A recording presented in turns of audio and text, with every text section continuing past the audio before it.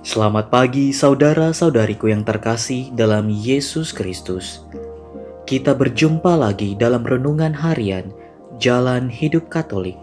Hari Jumat, tanggal 4 Februari 2022, pada pekan biasa keempat.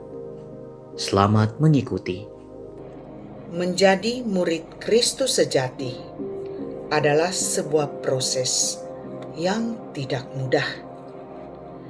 Tidak cukup hanya dengan mengakui dengan mulut dan bibir kita bahwa Yesus Kristus adalah Tuhan dan Juru Selamat pribadi, namun juga menghidupi karakter Kristus dan menjadi saksi kerajaannya, meskipun dengan segala konsekuensi. Seringkali kedagingan manusia juga membuat seseorang menjadi egois, arogan, dan merasa dirinya paling kuat dan hebat.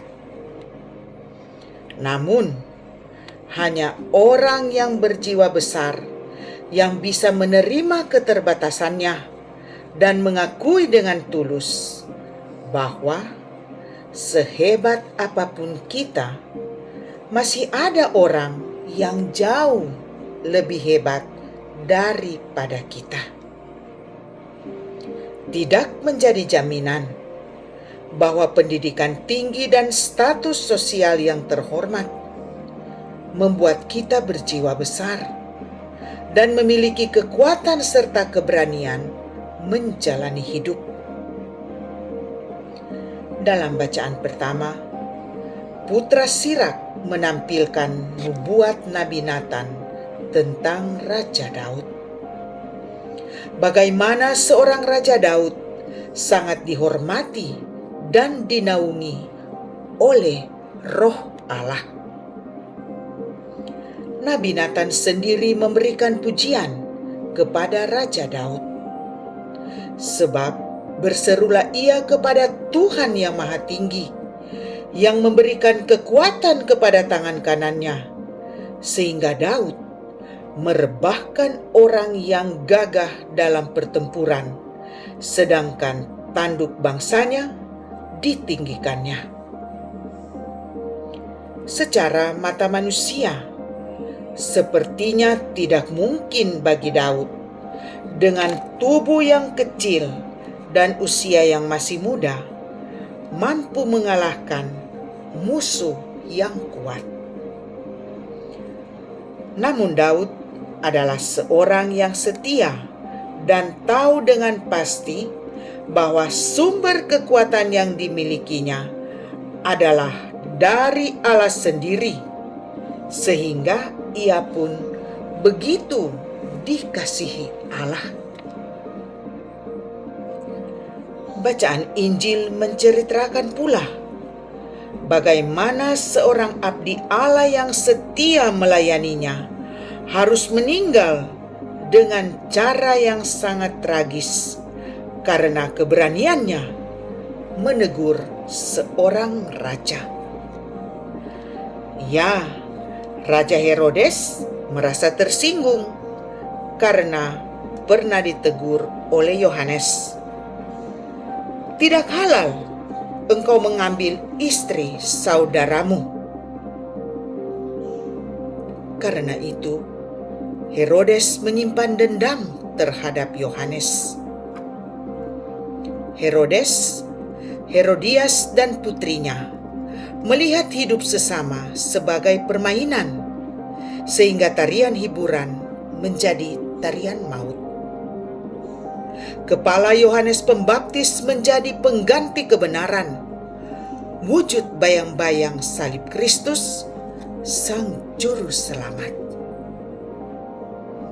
Yohanes Pembaptis sudah dibunuh, namun Raja Herodes masih dirundung ketakutan ketika ada orang yang berkuasa mirip seperti Yohanes. Bahkan berita tentang karya Yesus pun dianggap sebagai kebangkitan Yohanes Pembaptis.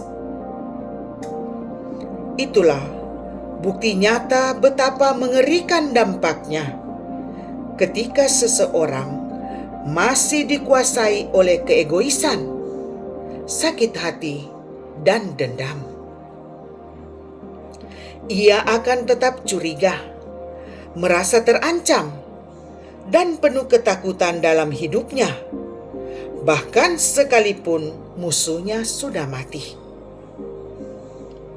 Kita pun terkadang hidup seperti Herodes, yang merasa terancam dan tidak mau menerima jika ada orang yang lebih besar dan hebat daripada kita, sehingga kehadiran mereka menjadi ancaman bagi kita.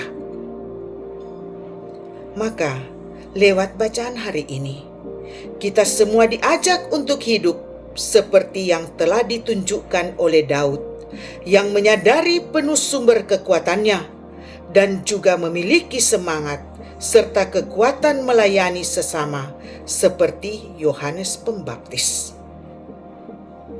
Semoga Tuhan Yesus senantiasa memampukan kita dalam mewartakan Injil kebenarannya. Amin. Terima kasih. Kita baru saja mendengarkan renungan harian Jalan Hidup Katolik. Semoga segala aktivitas kita hari ini mendapat bimbingan dan penyertaan Tuhan serta berkat Allah yang Maha Kuasa. Dalam nama Bapa dan Putra dan Roh Kudus. Amin.